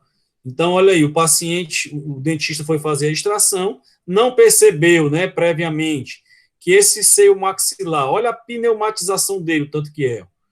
Então, durante a extração, ele foi fazer esse procedimento e teve essa complicação, colocando o dente para dentro do seio maxilar, na verdade, tá? Aqui mostrando o grau, o tamanho da comunicação, da perfuração, a localização do dente. E aí aqui, pessoal, você geralmente, o cirurgião, ele vai fazer uma janelinha aqui na parede do seio, vocês vão saber depois qual tipo de janela que é isso, lá na cirurgia, tá? E vai remover esse dente. Pode ser dente, pode ser implante, tá? Então, assim, são várias complicações que você tem que saber resolver. Professor Gabriel, mas eu não sei, não gosto de cirurgia, tentei fazer essa extração. Se você não sabe, encaminha para o paciente, tá? Não fique tentando se você nunca fez ou se você realmente não tem conhecimento nem segurança, porque às vezes você pode traumatizar muito mais esse paciente, beleza? Então, aqui mostrando ó, um procedimento que é feito, né, para fazer esse tipo durante essas complicações, qual é o procedimento que a gente faz, que é justamente a cardio-look, né, a gente faz uma janelinha óssea, né, chama de osteotomia, na parede lateral aqui do seio, certo? E aí você vai expor a membrana do seio maxilar, vai fazer aspirações e vai remover, ó, o dentinho, beleza? Aqui mostrando também, ó, o seio maxilar, ó, se você for colocar implante aqui, pessoal, idealmente, não sei se vocês já ouviram falar, a gente faz uma cirurgia chamada de cirurgia de levantamento de seio. Olha aqui a altura de osso que a gente tem, tá? Poucos milímetros de osso para colocar um implante. Então, a gente precisa fazer uma cirurgia de enxertia óssea, né? Que depois eu mostro para vocês alguns vídeos interessantes. Vou colocar aqui, Gabriel. Vai. Eu tenho eu separei uns casos aqui, até para mostrar essa parte da aula, que fala das relações de proximidade. Deixa eu projetar, então, aqui a minha tela. Deixa eu parar aqui de compartilhar, Tiber. Tibério, eu posso mostrar só aqui essa parte final do canal mandibular para finalizar? Mostra aí, mostra. Só para aí tu já mostra os teus vídeos, entendeu? Pronto, beleza. Então vamos lá. Pessoal, aqui, ó, outra coisa importante agora. Vou mostrar um pouquinho da importância da topografia, né? Agora mostrando com pontos anatômicos importantes na mandíbula. Então, isso aqui é mais para teoria, tá? Mas também a gente pode levar para o nosso dia a dia também, tá? Se você conhecer isso na teoria, você vai fazer um planejamento melhor na prática, tá? Então, vamos lá, ó. O que é o canal mandibular do tipo 1? Certo? Então, o que é o canal mandibular do tipo 1? O canal mandibular, pessoal, é isso aqui, ó. Então, essa parte aqui, radiolúcida, que vocês estão visualizando. Tá? É onde vai passar o quê? O feixe vasculo nervoso alveolar inferior. Certo? Então, o que é um canal do tipo 1? Ó? É quando esse canal ele passa, né, próximo ao ápice do terceiro molar, ó, bem próximo ao ápice do terceiro molar, e ele vai se distanciando do ápice, ó, à medida que ele vai indo para anterior. Certo? Então, à medida que ele caminha para anterior, ele vai se distanciando dos outros dentes. Ó. Então, vamos lá. Ó. De novo, o canal mandibular está próximo do terceiro molar, próximo do ápice, mas à medida que ele vai se aproximando, né, ele vai caminhando para anterior, ele vai se distanciando dos ápices dos dentes. Certo? Isso aqui é importante, por exemplo, um canal tipo 1, eu posso pegar na prova. Um paciente compareceu ao consultório, né, apresentando um terceiro molar inferior incluso, que apresentava um canal da mandíbula do tipo 1. Pergunto, esse paciente vai ter um risco maior de ter uma parestesia? Ele pode ter um risco maior de ter uma parestesia durante a extração de um terceiro molar ou durante a extração de um primeiro molar? Não, uma dormência.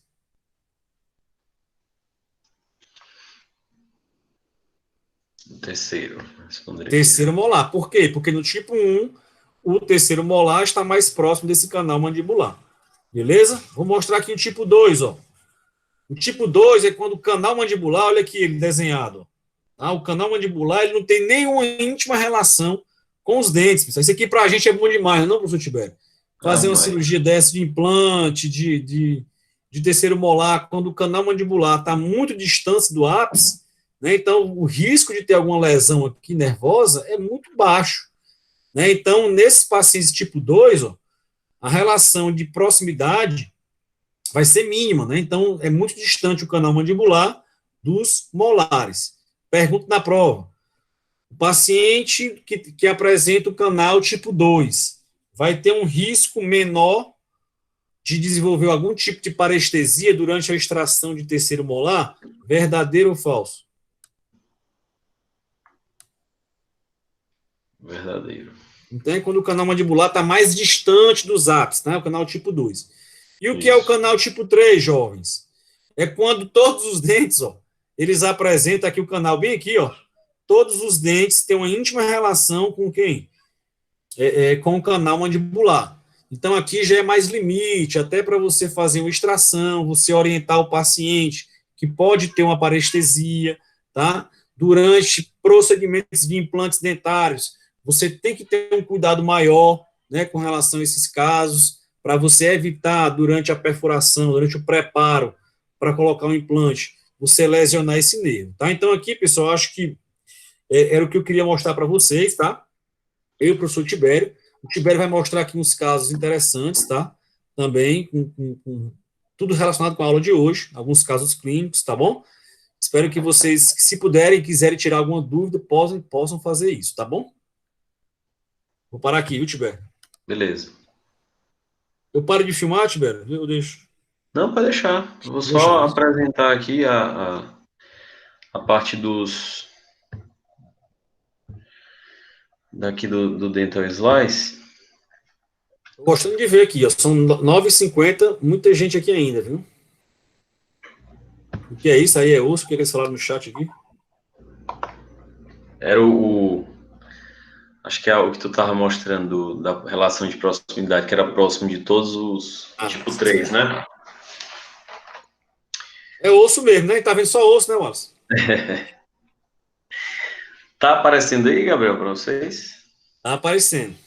Tá.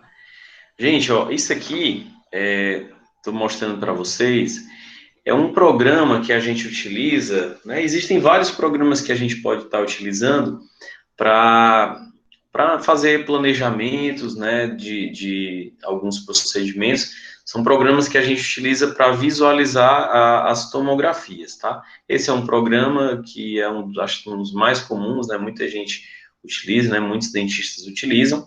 É o Dental Slice. Então, o que é que a gente tem nesse exame aqui, né? Com esse programa?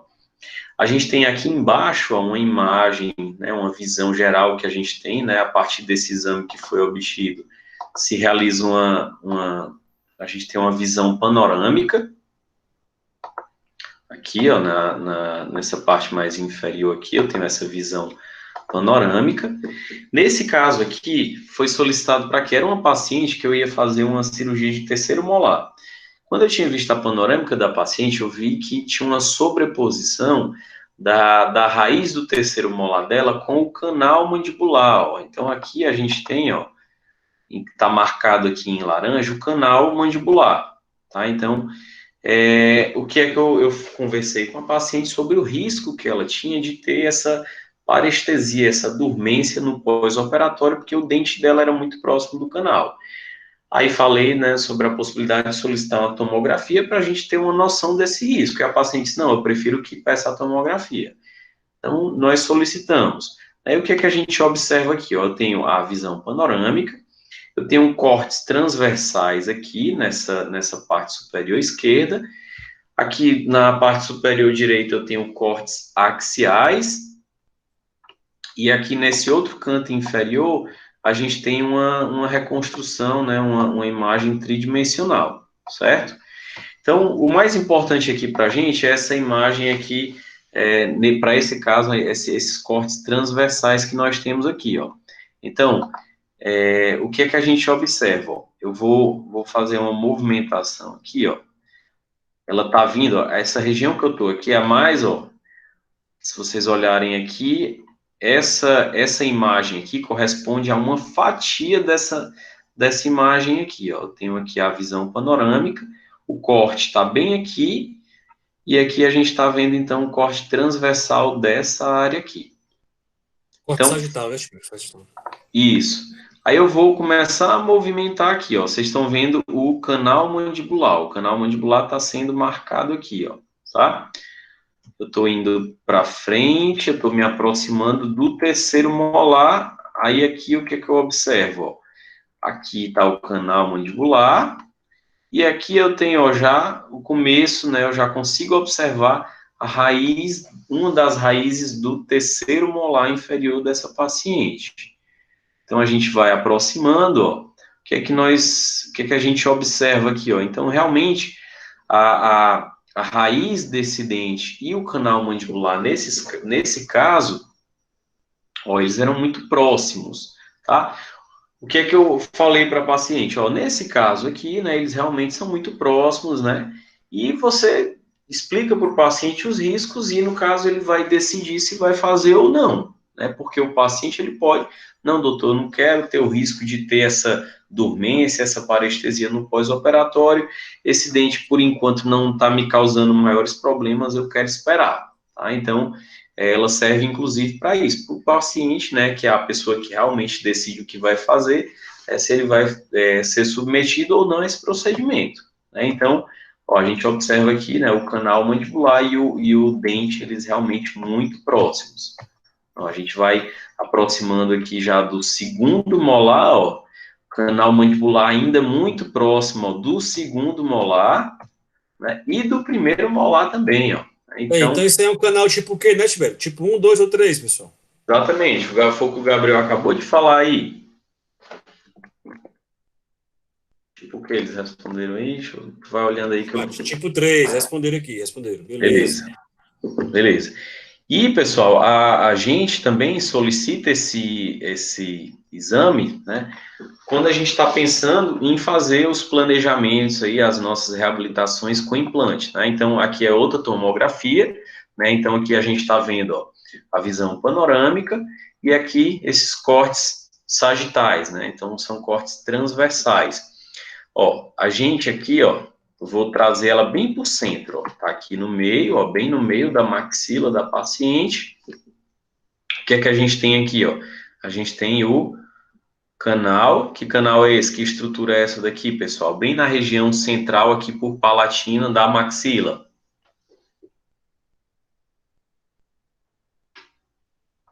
Bem aqui a gente consegue ver, ó, na imagem tridimensional, tem um foramezinho aqui. Que forame é esse?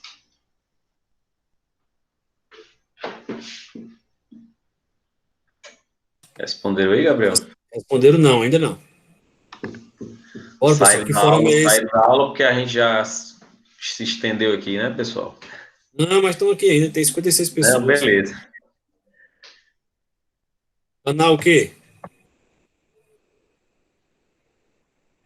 Ele tem um forame, né, que é a abertura, e tem esse canal, realmente, né, que é essa parte mais hipodensa, mais radiolusta. Mas é o canal o quê? Do trabalhador, Wallace? Olha o canalzinho aqui, ó. Aqui ele.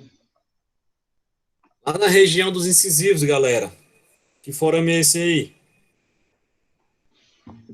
Já dei até a dica. Pronto. Forame incisivo. Isso. Também com a dica dessa, viu, jovem?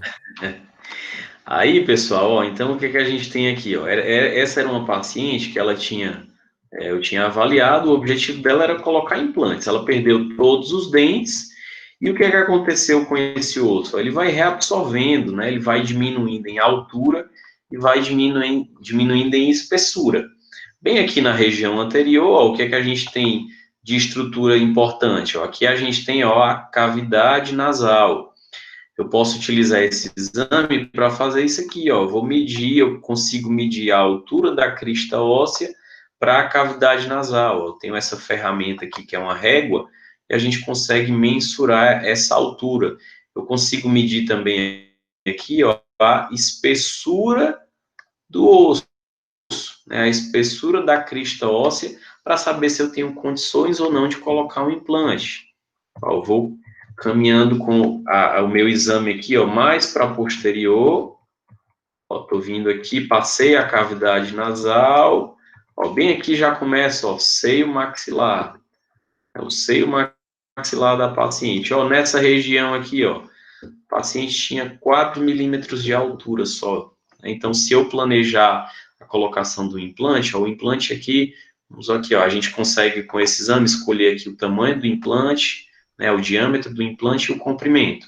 Um implante convencional aqui de 3,5 por 10 milímetros, se eu colocar o implante do jeito que a paciente está aqui, o que é que vai acontecer? Ó?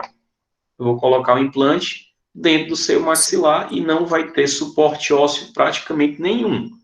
Então, é uma região que eu precisava colocar implante, mas eu não tenho osso para isso. Então, a gente planeja nesses casos o quê? Você tem que fazer um enxerto ósseo, ó, a paciente, nesse caso aqui, dessa paciente, a gente fez um enxerto ósseo na região anterior da maxila e fiz um levantamento de seio maxilar. Olha aqui o exame da paciente após a realização desse enxerto, ó, aqui mais na região mais anterior, ela não tinha tanta espessura óssea, a gente já tem um volume ósseo maior aqui, ó. Então já tem uma espessura, né, um ganho. Enxerto do ramo foi, Tibério? Do ramo mandibular? Foi. De onde foi que eu tirei? Eu coloquei um bloquinho de osso aqui, ó. Aqui a gente já não consegue ver muito bem porque já ocorreu a consolidação desse enxerto. Eu tirei o osso lá da linha oblíqua externa, né, do ramo mandibular, e coloquei aqui na região anterior da maxila. Então, eu ganhei espessura óssea para que, num segundo momento, eu faça o que? A instalação. Ó, já tem até o planejamento aqui do implante nessa região. Da mesma forma, ó, região posterior de maxila, ó, aqui, ó, a gente fixa esse enxerto aqui, a gente fixa ele com parafuso, ó, tem um parafuso aqui prendendo, né, o meu bloco de enxerto ao osso que a paciente já tinha, ao leito receptor. Ó, e a gente vai um pouquinho mais atrás, ó, a gente fez também nessa região que é um levantamento de seio maxilar. A gente fez esse enxerto que a gente tinha, né, a paciente lá tinha 4 milímetros de altura, ó, Ela saiu de 4 milímetros para 10, quase 11 milímetros de altura, né? Então, nessa região aqui, a gente conseguiu, inclusive, ó, colocar 1, 2 implantes aqui, 3 implantes em cada lado, né? Nessa paciente eu consegui instalar, depois do enxerto nela, a gente conseguiu instalar 6 implantes, né? Então, um exame, né? A tomografia, ela consegue melhorar muito o nosso planejamento, né? O nosso diálogo, inclusive, para o paciente, e a gente mostrar para ele, né? Quais são as deficiências dele, e depois que a gente fez o procedimento, mostrar o ganho, né? O que é que a gente conseguiu com aquilo, e mostrar, ó, depois que a gente faz o planejamento, ó, dizer, ó, eu planejei o seu caso, a gente vai colocar, são 6 implantes, né, você coloca, mostra aqui para o paciente mais ou menos o que é que a gente planejou, e a gente executa no paciente, né, o que a gente fez de planejamento, né, e mais à frente a gente consegue discutir isso ainda melhor com vocês, tá bom, pessoal? Nossa, Tibério. Então é isso, né, Tibério? É isso, né? Eu acho que a gente até passou um pouquinho aqui do horário, mas é porque é uma aula que a gente tem muita coisa para falar mesmo, né? E espero que vocês tenham gostado, né? Eu acho que a gente tentou trazer uma aula bem dinâmica, né? Mostrando que situações clínicas, né? Mostrando a aplicação da anatomia. Então, vocês viram nessa aula aqui a importância da anatomia, né, na vida de um profissional, na vida de um dentista, tá? Então, espero que vocês tenham gostado. Valeu aí, professor Gabriel, né, que a gente ter feito essa aula junto, eu acho que só trouxe mais informação ainda para vocês, né? Então, para mim foi ótimo, né? Espero que para vocês também, né? Então, acho que foi Mas muito bom. Eu sempre aprendo, Tibério, com você, meu amigo. Sempre aprendo. Muito bom. E eu também, da mesma forma, viu, Gabriel? Valeu, jovens. Então, pessoal, boa noite aí. Estudem, tá? Eu vou parar aqui de gravar a aula. Só ver aqui, viu, Tibério? Eu sou meio amarrado ainda, viu? Cobrou quanto, professor? O pessoal... cobrou o justo, né, Tibério? Cobrou o justo. Cobrou o justo, exatamente.